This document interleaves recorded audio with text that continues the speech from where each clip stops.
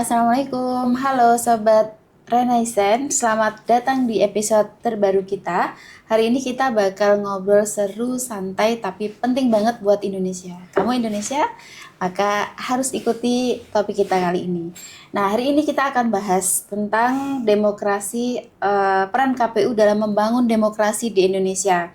Dan spesial banget, hari ini kita kedatangan tamu dari jauh banget di sana, dari Riau.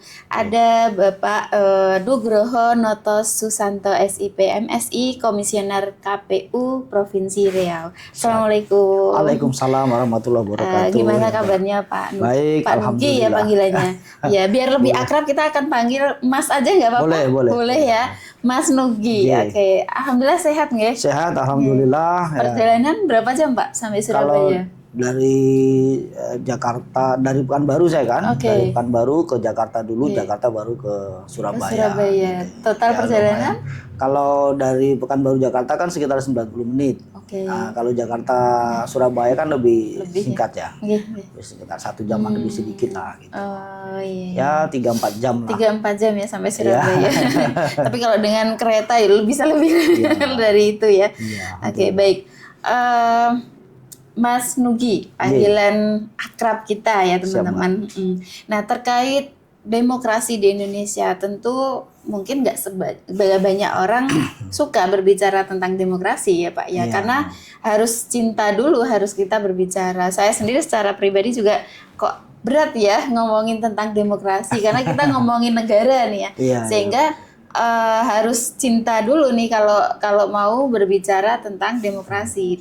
Bapak, terkait peran KPU ini Mas Nugi, kita dari yang mulai dasar dulu mungkin ya. Siap.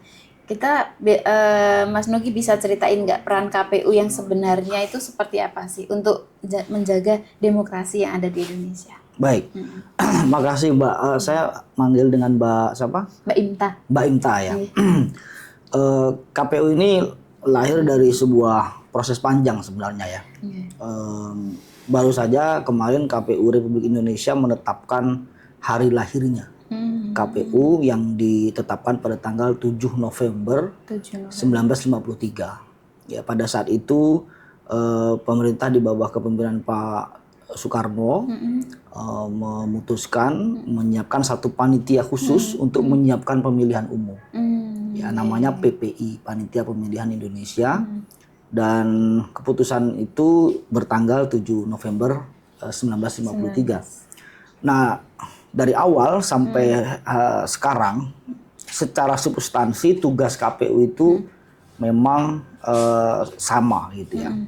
Ya, core bisnisnya menyelenggarakan pemilihan umum.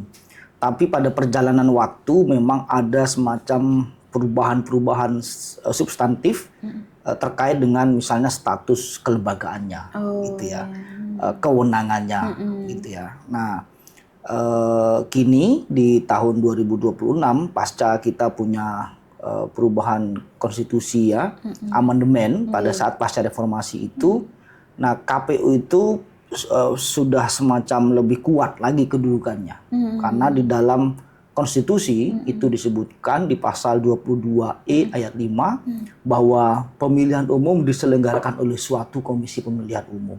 Nah, di situ jelas sekali diksinya komisi pemilihan umum, tapi memang ada konjungsi berupa suatu. Suatu itu bisa dimaknai bahwa tidak hanya saja KPU pelaksana pemilu, tapi juga bisa ada lembaga lain seperti Bawaslu dan DKPP. Dan saat ini ada 3 lembaga penyelenggara pemilu di Indonesia untuk melaksanakan pemilihan umum. Yang tadi saya katakan KPU, Bawaslu, dan DKPP.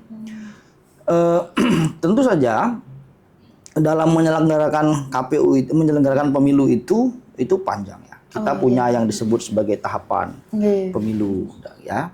Lalu dalam perjalanannya juga perkembangan demokrasi di tanah air, kita juga punya pemilihan kepala daerah. Ya, mencoblos gubernur, bupati dan wali kota, itu juga tugasnya dibebankan kepada KPU, Komisi Pemilihan Umum. Bukan hanya pemilu ya berarti. Bukan hanya pemilu ya. Memang dua jenis pemilihan ini itu sebenarnya satu rumpun yang sama, yaitu rumpun pemilu begitu.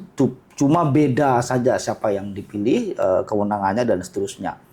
KPU Republik Indonesia memiliki tugas utama dalam menyelenggarakan pemilu yang kita laksanakan 5 tahun sekali itu ya. Nah terakhir kemarin kita nyoblos pemilu itu di 14 Februari 2024 yang orang-orang sebut sebagai hari kasih sayang ya. Nah hari kasih sayang, tapi kita di Indonesia juga hari kasih suara gitu ya, pas 14 Februari pada 2024 yang lalu. Nah nanti di 2029 tentu akan dilaksanakan lagi pemilu selanjutnya setelah 5 tahun berlangsung dari pemilu 2024. Dalam mewujudkan pemilu yang demokratis, itulah kira-kira ya. Tentu saja KPU banyak melakukan hal-hal, merekrut sumber daya manusia badan ad hoc untuk PPK, PPS dan sampai ke KPPS. Kemudian kita juga memastikan terlaksananya bimbingan teknis agar pemahaman pengetahuan tentang kepemiluan atau pilkada itu berjalan dengan baik sampai ke bawah. Ya, bayangkan Mbak bahwa kita punya 7 orang di pusat, 5 atau 7 di provinsi gitu ya. Punya 5 orang di kabupaten kota, komisionernya, punya 5 orang di tingkat kecamatan, 3 orang di tingkat desa, 7 orang di TPS, tambah lagi petugas ketertiban. Jadi kita se-Indonesia itu 8 juta lebih penyelenggara pemilu dalam satu waktu gitu ya. Nah itu baru penyelenggara pemilu ya. Nah itu kalau dikonversi suara juga sudah jadi berapa kursi itu kira-kira ya. Karena saking banyaknya jumlah penyelenggara pemilu di Indonesia. Dan memang pemilihan di tempat kita itu masih padat karya, karena memang undang-undang pemilu kita yaitu Undang-Undang 7 tahun 2017 mensyaratkan pemilihan umum dilaksanakan dengan cara mencoblos gitu ya. Karena dengan mencoblos maka diperlukan surat suara dan peralatannya. Itu ada alas untuk coblos dan ada alat untuk nyoblosnya begitu. Nah, mengapa pemilu ini dianggap penting gitu ya? Kenapa pemilu menjadi satu proses prosedur demokrasi yang memang harus dilaksanakan gitu ya? Ya sejak Indonesia merdeka 45, lalu terlaksanalah pemilu pertama 1955, pemilu yang dilaksanakan di bawah bayang-bayang penjajahan gitu ya. Pasca Indonesia merdeka kan company atau sekutu dan sekutu-sekutunya itu kan masih datang ke Indonesia yang kita kenal dengan agresi militer atau polisionil itu kan. Termasuk Surabaya salah satu tempat yang diserang ya pada saat itu. Kawan-kawan dari Inggris gitu ya. Teman-teman kawan-kawan Belanda dan pada saat itu juga melakukan serangan-serangan. Tapi berkat kegigihan para the founder bahwa suksesi kepemimpinan nasional itu harus dilaksanakan dengan pendekatan demokratis. Nah, demokratis itu ya di banyak negara disepakati prosedurnya adalah dengan pemilihan umum. Gitu. Kita tidak menginginkan adanya suksesi yang dilakukan secara militeristik, gitu ya. Jadi kalau sudah militeristik itu tentu sudah tidak ada lagi ruang demokrasi di sana karena senjata yang bermain. Gitu kan. Nah itulah makanya Indonesia ini dianggap sebagai negara yang mempraktikkan demokrasi terbesar ketiga di dunia. Yang pertama adalah India, yang kedua adalah Amerika Serikat, dan yang ketiga adalah Indonesia. Dilihat dari aspek jumlah penduduknya, gitu ya. Tapi kalau dilihat dari aspek tingkat kerumitannya gitu, dan masalnya, gitu ya, Indonesia sepertinya menempati yang pertama. Gitu, karena Indonesia itu, Mbak, di waktu yang sama di 14 Februari kemarin itu, kita itu sudah nyoblos mendapatkan semua pemimpin di Republik ini, ya. Punya presiden, wakil dan wakilnya, punya DPR RI, punya DPD RI, DPRD provinsi dan DPD kabupaten kota. Nah, di tahun yang sama 2024 kemarin itu di bulan November itu kita punya gubernur, bupati atau wali kota. Di tahun yang sama. Itu kan satu pesta demokrasi yang massal dan masif begitu, dan itu hanya ada di Indonesia. Itu loh. Kalau di tempat-tempat lain kan diganti-ganti, Mbak. Oh, presiden dulu misalnya baru pemilu, pemilu dulu baru presiden, pemilu selah dulu baru presiden, misalnya seperti itu. Nah, itu yang kita kemarin praktikkan pertama atau perdana di Indonesia, dan memang ada banyak evaluasi pasca pemilu dilaksanakan di 2024 kemarin. Berarti penting banget ya adanya KPU itu, bentukan KPU, karena segitu ruwetnya dan pastinya orang-orang yang terpilih ya yang ada di dalam KPU itu. Iya, Mbak. Dan tentu saja ini dalam Islam kan demokrasi dikenal ya, Pak. Dalam Iya, Islam. betul. Jadi sesuai nggak sih dengan ajaran Islam? Ya, kalau menurut pandangan kami ya, karena kita kebetulan juga beragama Islam, Islam adalah agama yang sangat kompatibel dengan praktik demokrasi. Karena prinsip-prinsip demokrasi itu ada di dalam Islam, gitu loh. Misalnya esensi demokrasi itu kan musyawarah sebenarnya, Mbak. Betul. Apa yang dimusyawarahkan, siapa yang akan melanjutkan pemimpinan selanjutnya, siapa pemimpin kita, who is our leader, itu kira-kira kan. Nah, kalau kita hanya berdua, bertiga, berempat, musyawarah itu bisa dibuat dalam satu tempat yang kecil. Tapi ini kan sudah massal, udah 200 juta lebih. Kita tidak mungkin mengumpulkan mereka dalam satu tempat. Lapangan mana yang bisa mengumpulkan 200 juta orang gitu kan? Kecuali Padang Masar. Kecuali Padang Masar ya. Itu tapi kan waktunya masih panjang ya. Mudah-mudahan masih panjang dan lama lagi ya. Dan pemilu itu adalah sebenarnya ekspresi musyawarah akbar gitu ya. Dikasih judul pemilu. Esensinya sebenarnya itu musyawarah. Karena esensinya musyawarah ya, maka ini relevan, kompatibel dengan Islam. Islam kan mengatakan wasyawirhum fil amri fa iza azamta fatawakkal 'alallah dalam surat Ali Imran 159 kan. Dan bermusyawarahlah kamu atas suatu urusan dengan mereka. Apabila telah ditetapkan faiza azamta fatawakkal 'alallah, maka berserah dirilah kepada Allah. Ini wasawirhum ini perintah. Berarti kan substansinya suro bainakum di ayat yang lain, dan musyawarah dengan mereka gitu. Musyawarah dalam praktik keseharian itu adalah ajaran Islam. Kalau dalam ajaran kita itu, kalau kamu mau melakukan perjalanan safar, berapa orang, tunjuk satu orang jadi pemimpinnya, amirnya gitu. Ya musyawarahkan siapa yang akan menjadi amirnya. Dalam perjalanan saja, ya kita diminta untuk menunjuk pemimpin gitu. Ya kan? Apalagi dalam konteks kehidupan berbangsa dan bernegara gitu. Nah, demokrasi itu, demos and kratos dalam konteks terminologi asli dari bahasa Yunani itu kan satu demos itu masyarakat atau people gitu ya, rakyat itu, dan satu lagi kratos itu pemerintahan gitu ya. Pemerintahan yang dikelola oleh rakyat itu kira-kira ya. Dari rakyat. Artinya gini, memang demokrasi itu tidak memiliki simbol keagamaan. Yang saya maksudkan itu dia beda dengan teokrasi kan. Kalau teokrasi segala sesuatu memang rujukannya kepada Tuhan gitu. Nah, kalaulah ini misalnya Islam, tentu Al-Quran, kira-kira gitu. Tapi Indonesia kita sepakati itu adalah negara yang bukan negara agama, bukan negara Tuhan. Dalam pengertian formal, kalau Muhammadiyah menyebutnya Darul Ahdi wa Syahadah. Sebuah negeri yang disepakati gitu oleh para founder, para pendiri negara, dan disaksikan. Ada kesepakatannya dan disaksikan. Apa kesepakatannya? Bhinneka Tunggal Ika, gitu kan?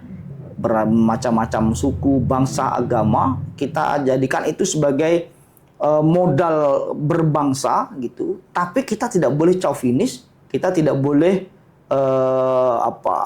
terlalu mengedepankan satu kelompok tertentu, karena ini hakikatnya kita berbeda-beda, tapi sebenarnya hakikatnya kita satu bangsa, gitu kira-kira kan? Dari berbeda-beda itu gitu. Nah itu kan yang disebut oleh Muhammadiyah sebagai Darul Ahdi wa Syahadah gitu. Nah selain prinsip musyawarah, demokrasi ini kan memiliki nilai-nilai kesetaraan. Gitu. Maka dalam demokrasi kita sebut misalnya equality before the law, setara di depan hukum semuanya, mau hitam mau putih sawo matang dan seterusnya gitu ya, agama ABCD, suku ABCD, semuanya di depan hukum sama. Itu yang disebut oleh demokrasi sebagai egalitarianisme gitu. Nah, egalitarianisme itu dalam Islam kan ketemu, Mbak. Islam menurut saya adalah agama yang di antara hubungan antara manusia itu dipandang setara, kecuali hanya yang bertakwa saja kepada Tuhan. Itu yang disebut paling mulia di mata Tuhan, yang paling bertakwa. Tapi bangsa apapun, suku apapun, bahasa apapun di mata Tuhan itu sama, kecuali hanyalah yang bertakwa. Kan itu yang muncul dalam surat Al-Hujurat itu kan. Ya ayuhan nas inna khalaqnakum min dzakarin wa unsa wa ja'alnakum syu'uban wa qabaila lita'arafu. Dan itu jelas frase awal itu. Ya ayuhan nas, hai manusia gitu. Ini kan katanya bukan ya ayyuhalladzina amanu misalnya gitu ya. Tapi ya ayyuhan nas inna khalaqnakum min dzakarin wa unsa, laki-laki dan perempuan. Itu ekspresi egalitarianisme dalam Islam. Gitu. Tidak membedakan gender. Tidak membedakan gender. Makanya dalam Islam itu soimin wa soimat, ya kan? Apa muslimin wal muslimat. Jadi orang yang sholat laki-laki, orang yang sholat perempuan, orang yang berpuasa laki-laki, orang yang berpuasa perempuan, gitu kan? Orang mukmin laki-laki, mukmin perempuan, mukminin mukminat, gitu ya. Ini menunjukkan agama Islam adalah agama yang mengekspresikan egalitarianisme dalam konteks Islam, gitu ya. Maka daripada itulah maka muncul orang seperti Bilal bin Rabah dalam sejarah, seorang yang kulit hitam gitu, yang selama dalam peristiwa-peristiwa terdahulu dia merasakan diskriminasi, teralienasi, terpinggirkan oleh struktur sosial Arab yang didominasi oleh kaum suku Quraisy pada saat itu, di mana suku Quraisy lah yang paling terdepan, kelompok Abu Jahal dan kawan-kawan pada saat itu. Muncul Islam, didakwahkan oleh Nabi Muhammad, dia berdiri di depan Ka'bah, dia katakan bahwa inilah agama Islam. Wa ma arsalnaka illa rahmatan lil alamin. Dan tidaklah aku utus engkau hai Rasulullah kecuali untuk rahmat sekalian alam. Rahmat sekalian alam itu termasuk orang seperti Abu Jahal. Orang seperti Bilal bin Rabah misalnya kan. Dan tentu banyak sekali orang-orang Muslim di Afrika pada saat ini yang mendapatkan rahmat itu. Nah, demokrasi menawarkan gagasan soal egalitarianisme. Yang dilihat dari praktik demokrasi adalah Anda punya gagasan apa, Anda punya program apa, gitu ya kira-kira kan. Pikiran apa yang progresif yang bisa melakukan perubahan-perubahan. Ini kira-kira kadar normativitas daripada demokrasi gitu. Saya sampaikan pada aspek normativitasnya daripada demokrasi yang saya baca begitu. Sehingga ketika Mbak nanya soal apakah demokrasi dan Islam itu bersua, saya melihat sangat ketemu, sangat relevan. Begitu, Mbak. Nah, kalau tantangannya selama ini, Pak, pasti kan kita ngatur di dalam KPU itu se-Indonesia Raya ini. Tantangannya apa kira-kira ya? Karena kan mulai dari logistik, partisipasi masyarakat yang tadi saya sebutkan ada beberapa golongan yang anti demokrasi gitu. Sampai dengan dinamika politik mungkin. Itu tantangan terbesar menurut Mas Nugi gimana? Ya. Memang demokrasi karena dipimpin oleh manusia dan mengelola kehidupan manusia, pasti banyak dinamika dan tantangan. Seperti yang Mbak sampaikan tadi gitu. Pada peristiwa pemilu terdahulu lah gitu ya, itu tantangannya bisa internal dan eksternal ya.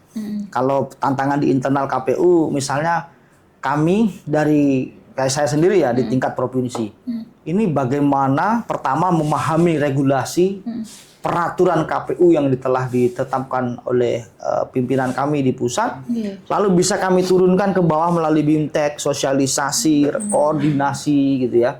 Nah, memastikan agar regulasi itu dipahami dan dilaksanakan sesuai dengan regulasinya gitu ya.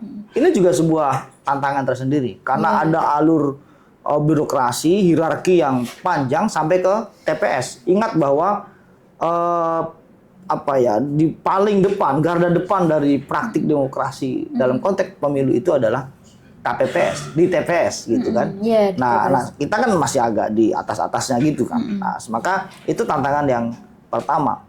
Sementara kita tahu petugas-petugas kita di bawah ini, KPPS ini kan memiliki variasi macam-macam ini. Ada pekerjaannya beda-beda, profesi beda-beda, tingkat pendidikannya juga berbeda-beda, style kepemimpinannya beda-beda gitu ya. Umur juga berbeda, ada yang masih fresh graduate, ada yang sudah senior sekali gitu ya, dan dia merasa saya adalah tokoh di sini begitu ya. Ketemu sama adik-adik yang baru lulus kuliah gitu.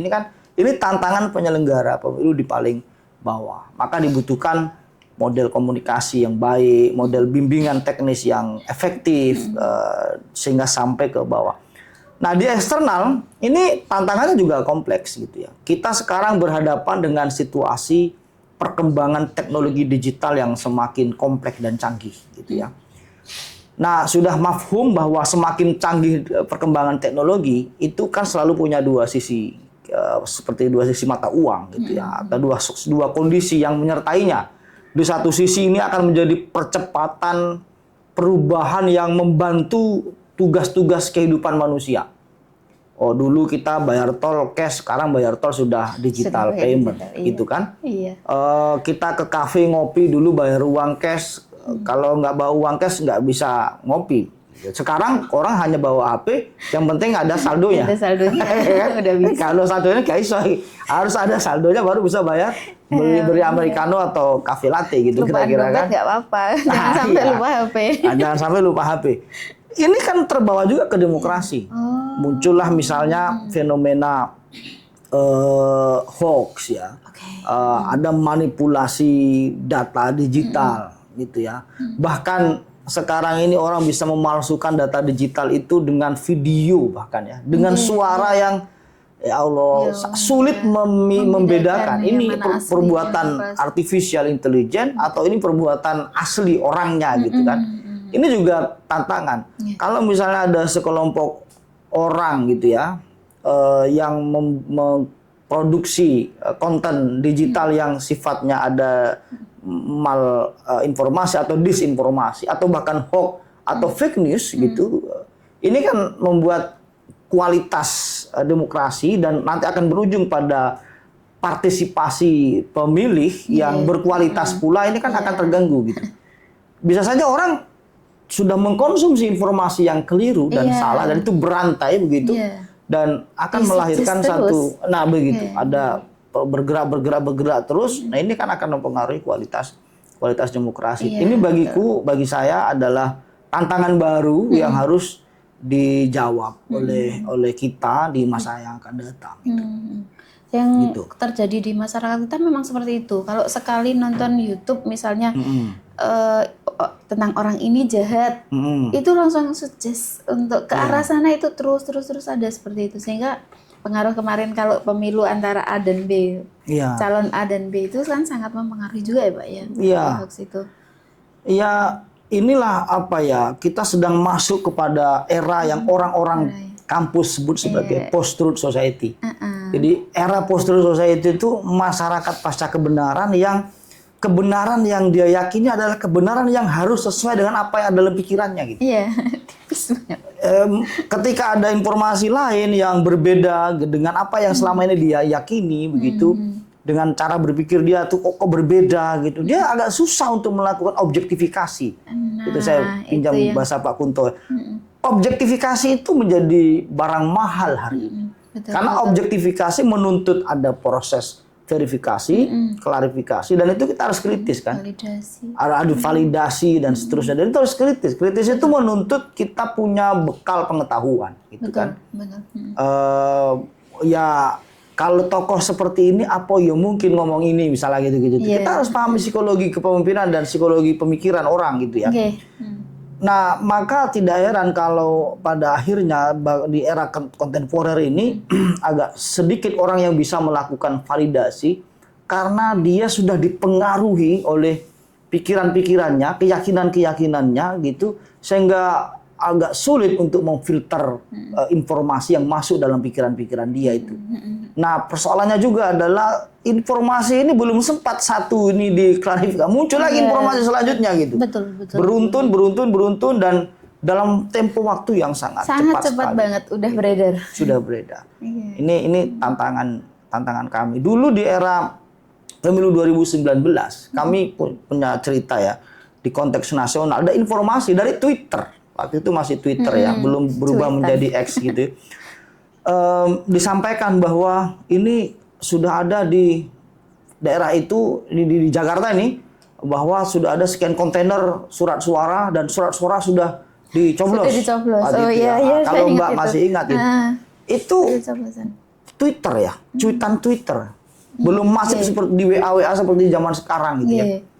Itu saja kita mengklarifikasinya luar biasa sulit sekali dan ribuan yang meretweet gitu ya. Itu sudah terlanjur masuk. Sudah masuk. Padahal surat suara belum dicetak loh, Bang. Surat suara belum dicetak, belum sampai ke TPS, hari hanya belum ada. Kok bahasa narasinya sudah dicoblos dan itu ribuan orang yang meretweet, percaya gitu.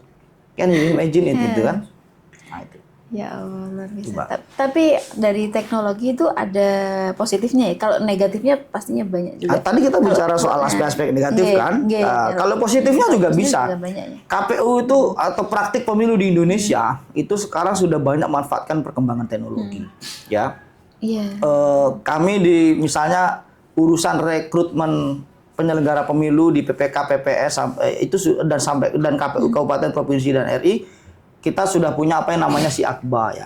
SIAKBA itu aplikasi sistem informasi anggota KPU dan badan ad hoc gitu ya. Jadi semua proses pendaftaran melalui aplikasi SIAKBA. Itu sangat mudah untuk dilakukan proses screening dan lain-lain.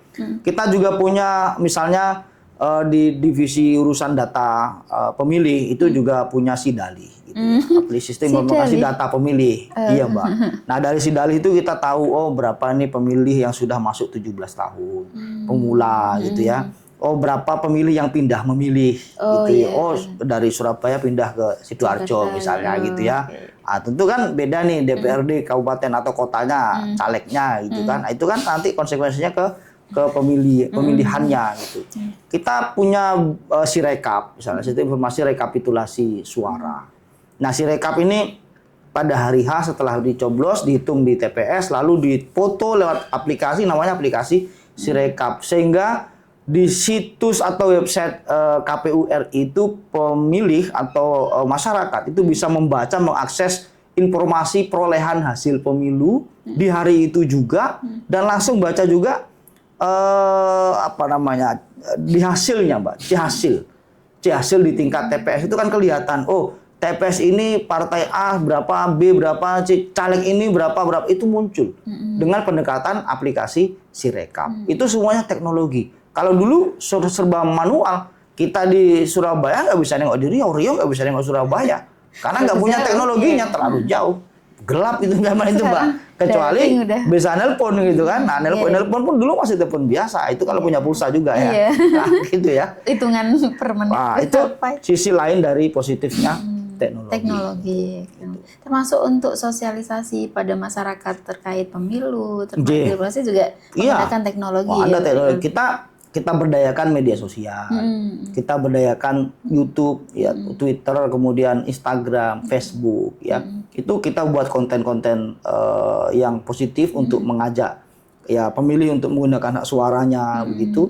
Dan kita juga sering melibatkan konten kreator sehingga dia memiliki daya luas, daya jangkau yang lebih luas begitu.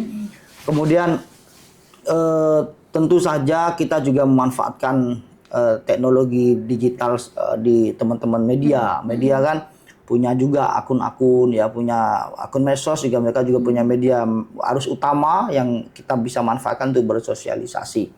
Ya, prinsipnya semua teknologi ini kita gunakan untuk mendorong agar publik makin aktif dalam berpartisipasi dengan sosialisasi yang macam-macam itu.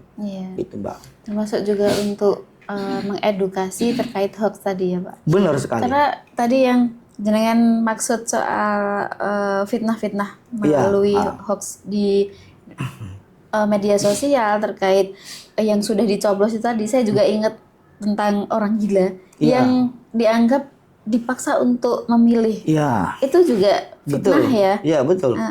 Fitnah. Ya, dulu kan ada fenomena menarik. Oh, ini sekarang KPU sudah membolehkan orang gila nyoblos, gitu nah itu ya. saya masih ingat. Nah, padahal kan kalau kita belajar ilmu kedokteran, termasuk psikologi gitu ya, tingkat kegilaan ini dalam itu kan beda-beda. Beda-beda ada. Dan saya baru tahu juga kalau saya bawa tekanan pekerjaan, ruwet, mumet itu sudah masuk depresi. Sudah. Dan depresi ini kan Mbak mungkin levelnya beda-beda Iya, gitu. levelnya beda.